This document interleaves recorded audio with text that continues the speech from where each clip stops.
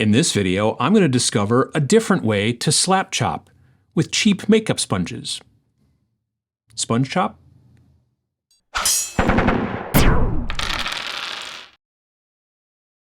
I'm primarily a tabletop painter. This means that I generally paint miniatures to use in games on the tabletop, right? Like the other style of painting is generally known as display painting, which is about painting models and busts and dioramas and things like that to like a very high degree, for display, putting on a shelf, stuff like that, for art's sake.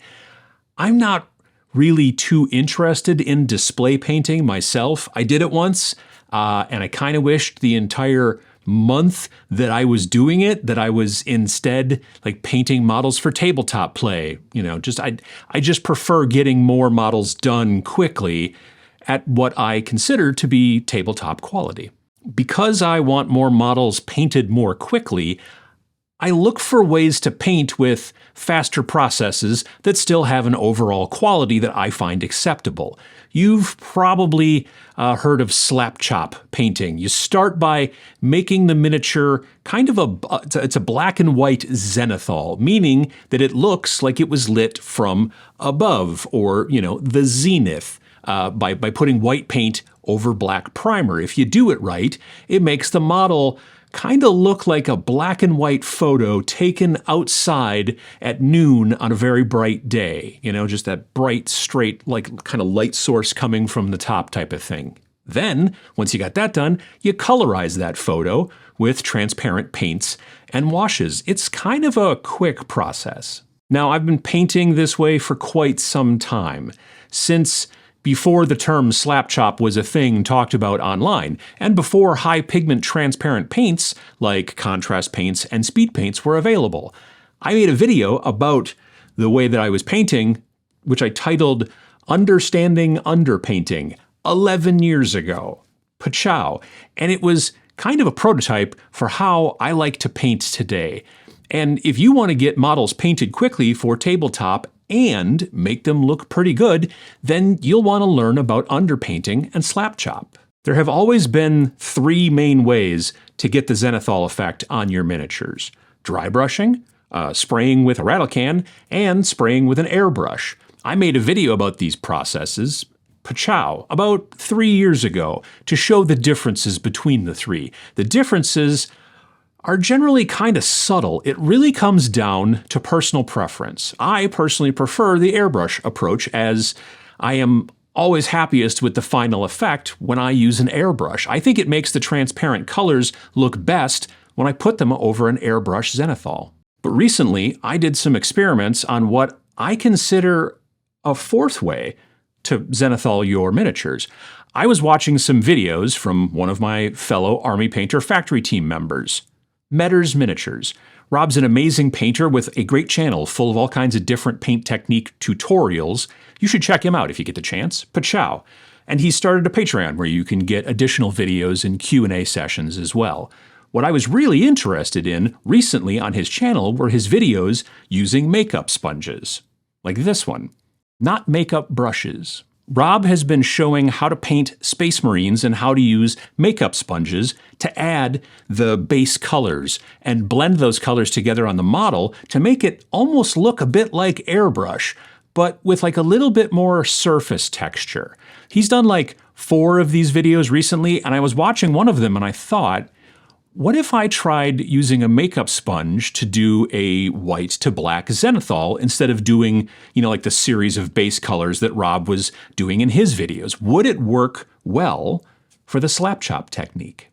But if there already are 3 different techniques for zenithal right now, dry brush, rattle can, and airbrush, and those 3 techniques cover all kinds of use cases and limitations, like some people don't have airbrushes and some people can't use rattle cans because they're too stinky or whatever, then why look for another technique? It seems like everything's kind of covered between, dry brushing, rattle can, and airbrush.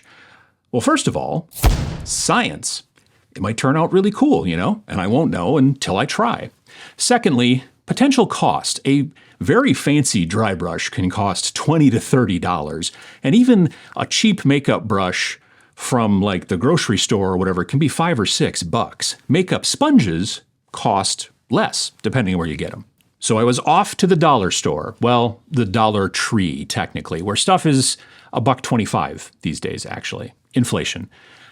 And I came back with 3 sets of 3 sponges for a total of $3.75 plus tax.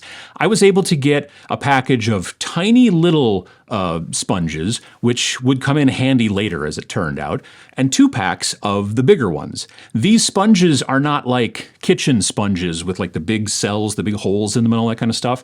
These are incredibly fine celled synthetic foam sponges designed for blending makeup on your face. They're super squishy too, which is cool, and they also come to a point, which is the part that I would be using on the model. I had primed 4 models.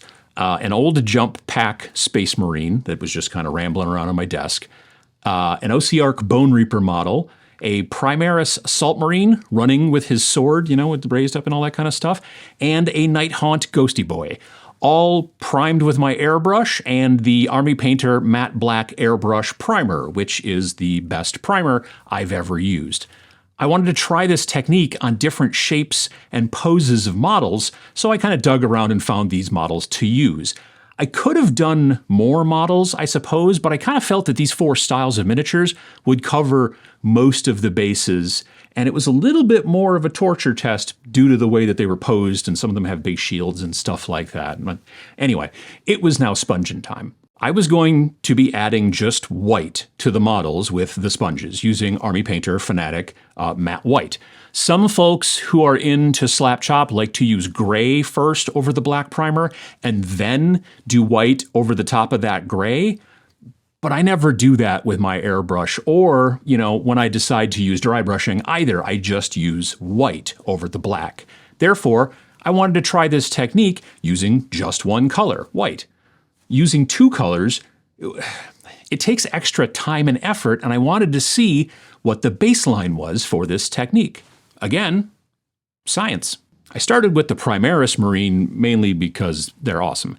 I immediately noticed the very subtle texture that the sponge was leaving on the surface, and it was pretty unique. I liked it, and I could see some definite situations where that leftover texture would be very desirable. I also immediately noticed something about the sponges.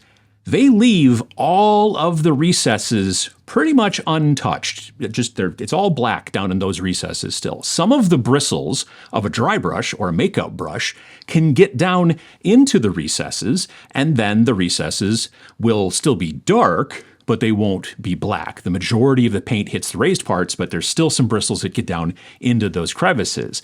None of the sponge surface material stuff gets into the tight recesses on these models. It's also pretty difficult to get the big sponges, into the lower legs on these Space Marines. I happened to pick 2 Space Marines that were running, leaning forward with like one leg up. Because they were already glued to the base, the bigger sponges really couldn't kind of get in there where, they got one leg up and one. It's just, luckily, I had bought smaller sponges as well, and they were able to get into some more of the kind of tighter spots on the model that the bigger sponges couldn't. That said, they still didn't get into the finer recesses like a dry brush or certainly an airbrush or rattle can would. So our models were going to be pretty high contrast. I ended up with a pretty cartoony, high contrast Primaris Space Marine. That said, it was pretty quick to do. Didn't take very much time at all. And it left a really interesting micro texture on the surfaces of the armor. Now, this would be really cool on like grungy or rusty models, or on maybe like some Nurgle Marines or Nurgle Monsters or something like that. Like the very smooth plastic makes sense for some miniatures, but for others, roughing up the surface is preferable. This sponge technique could easily facilitate that, I think, and maybe I could use these makeup sponges and some black paint after the priming the models black, but before airbrushing the white zenithal, right? So I do the very smooth priming and then use black paint on top of the black primer just to get the texture, and then after that's dry, do the white zenithal, kind of see what it looks like. Anyway, I kept layering on the white paint to try to get the whitest paint on the highest parts of the model. That's what makes a zenithal, really.